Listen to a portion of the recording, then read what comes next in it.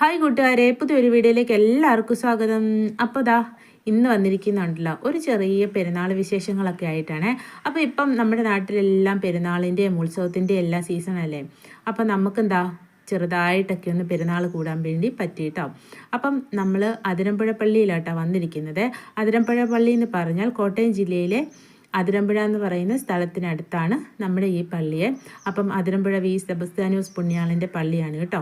അപ്പം ഇതൊരു തീർത്ഥാടന കേന്ദ്രം കൂടിയാണ്.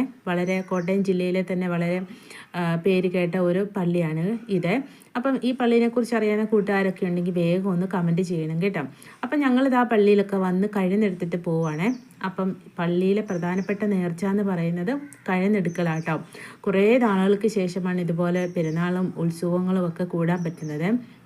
അപ്പോൾ ഞങ്ങളിതാ കഴുന്നൊക്കെ എടുത്തിട്ട് പള്ളിയുടെ ഉള്ളിലേക്ക് കയറി പോവാട്ടോ.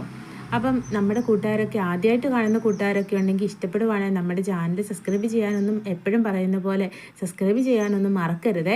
പിന്നെ നമ്മുടെ കൂട്ടുകാരെല്ലാവരും ലൈക്ക് ചെയ്യാനും കമൻറ്റ് ചെയ്യാനും ഒന്നും മറന്നു പോകരുത്. അപ്പം നമ്മൾ വന്ന സമയം ഒരു വൈകുന്നേരം 4:30-5 മണിയൊക്കെ ആയി കേട്ടോ. ആ സമയത്ത് പള്ളിയുടെ ഉള്ളിൽ കുർബാനയൊക്കെ നടക്കുന്നുണ്ടായിരുന്നേ. പള്ളിയുടെ ഉള്ളിൽ കുർബാന നടക്കുന്നുണ്ടെങ്കിലും പുറത്തൊക്കെ ഇതുപോലെ ആൾക്കാർ വന്ന് കഴുന്നെടുത്തിട്ട് പോകും കേട്ടോ.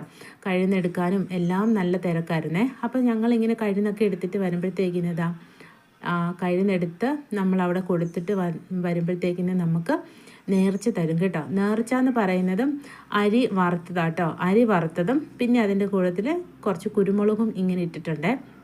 അപ്പോൾ അതാണ് നമ്മുടെ ഇവിടുത്തെ നേർച്ച എന്ന് പറയുന്നത്.